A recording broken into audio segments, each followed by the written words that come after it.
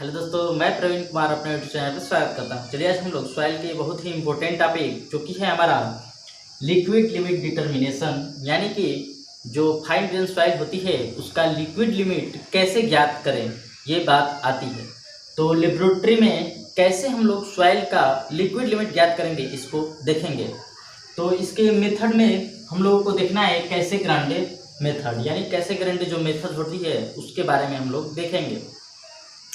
तो सबसे पहले बात आती है कि लिक्विड लिमिट होती क्या है। तो हम लोग सॉइल के एक वीडियो में देखे थे कि लिक्विड लिमिट होती क्या है, यानी कि देखे थे कि जो सॉइल होती है फाइन ग्रेन सॉइल, उसकी वाटर कंटेंट में चेंजिंग करने से उसके बिहेवियर में चेंजिंग होती है। और उसको हम लोग 4 स्टेटों में देखे थे कि सॉइल जो फाइन ग्रेन सॉइल होती है उसके 4 स्टेट हो सकते हैं, या तो वो सेमी सॉलिड या सॉलिड या वो प्लास्टिक या लिक्विड स्टेट में हो सकती है। और देखे थे कि इन स्टेटों को 3 कंसिस्टेंसी लिमिट होती है जो कि विभाजित करती है।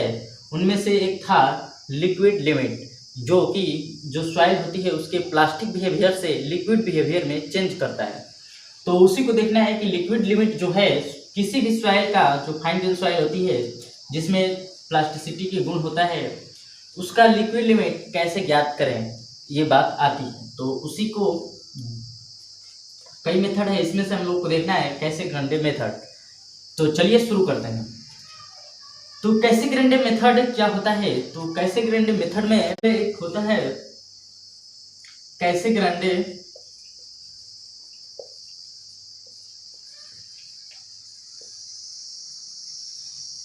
एपरेटस, यानी एक कैसे ग्रांडे एपरेटस होता है जिसमें एक ये रबर बेस होता है और इसमें एक मैकेनिज्म के द्वारा, यहाँ पे एक मैकेनिज्म के द्वारा एक पाइन जुड़ा होता है, कप, जो कि ब्रास कप होता है। यानी कि इसमें एक ब्रास कप जुड़ा होता है और यहाँ पे एक हैंडल होती है जिसको घुमाने से ये ऊपर उठता है और सडन पुनः इस रबर बेस पे टकराता है। तो जो फाल होता है हमारा, इस जो कप का फाल होता है वो 10 mm होता है, यानी 10 mm ऊंचाई से ये इस पे टाइपिंग होती है और इसको घुमाया जाता है। और कितना रेट से घुमाया जाता है, तो 2 ब्लोज पर सेकेंड, यानी पर सेकेंड 2 ब्लोज इसको टाइपिंग करते हैं। इसमें एक ग्रूइंग टूल का इस्तेमाल होता है जो कि इसमें पेस्ट डाला जाता है, उसको काटने का कार्य करता है। तो ग्रूइंग टूल का अगर साइज की बात करें तो वो इस शेप में होता है, थोड़ा देखिएगा, इस शेप में होता है। और ये होता है 2 mm और जो यहाँ पे दिखाई दे रहा है वो होता है 11 mm और इसकी हाइट जो होती है 8 mm होती है। तो इसको ध्यान रखिएगा, यानी 2 mm बॉटम और यहाँ पे टॉप पे 11 mm और इसकी गहराई होती है 8 mm। जब पेस्ट को इस कप में मान लीजिए इसे डाला जाता है, जब इसको हम लोग काटते हैं तो इस शेप में ये कटता है, देखिए इस शेप में कटता है। और ये होता है 11 mm और ये 2 mm और गहराई 8 mm, यानी जो पेस्ट हमारा रहेगा कप में वो इसी प्रकार कटा हुआ दिखाई देगा। और इस कट को सिमेट्रिक काटते हैं। तो देखिए कि एक होता है यहाँ पे ब्रास कप, जिसमें इस ऑपरेटर्स को कैसे ग्रांडे ऑपरेटर्स, एक होता है grooving tool, standard grooving tool, जिसके द्वारा पेस्ट को काटते हैं। तो बात आती है कि पेस्ट को कैसे बनाया जाता है। तो क्या करते हैं, जो फाइन ग्रेन सॉइल होती है उसका 120 ग्राम सैंपल लेते हैं।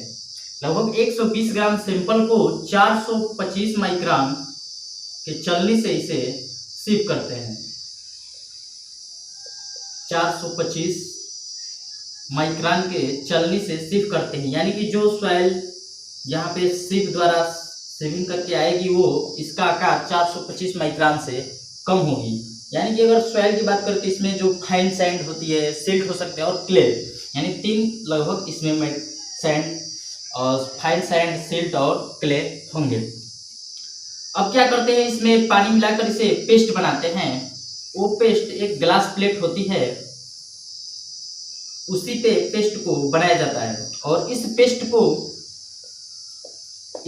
को इस कप में डाला जाता है और इसे ग्रूविंग टूल की सहायता से इसे कट किया जाता है। तत्पश्चात हम लोग क्या करते हैं कि यहाँ पे हैंडल द्वारा इसको 2 ब्लोज पर सेकेंड के हिसाब से इसे घुमाते हैं और ये 10 mm हाइट से टाइपिंग करती है।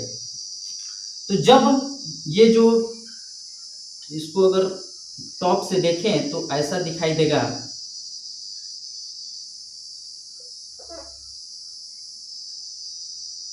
तो जब ये 12 mm यहाँ पे 12 mm लेंथ में जो ये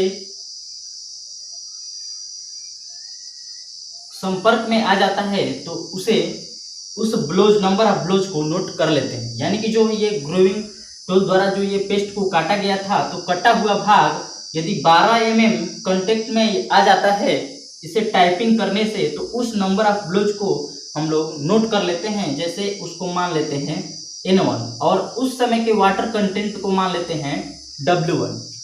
पुनः हम लोग 4 सैंपल बनाते हैं और N1 N2 अलग अलग वाटर कंटेंट पे और उसके वाटर कंटेंट को नोट कर लेते हैं।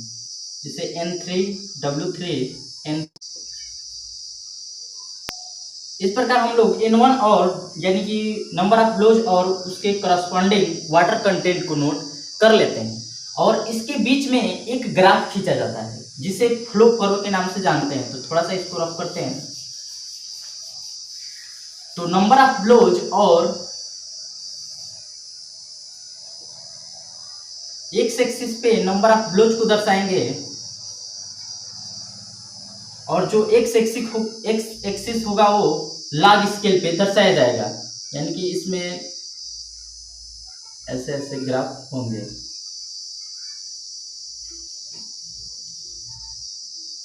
मान लीजिए 10, 20, 30, 40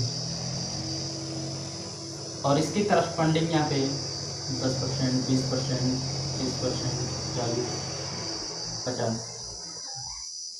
तो जब इस ग्राफ पे इसको प्लॉट करेंगे तो मान लीजिए ये लाइन आती है।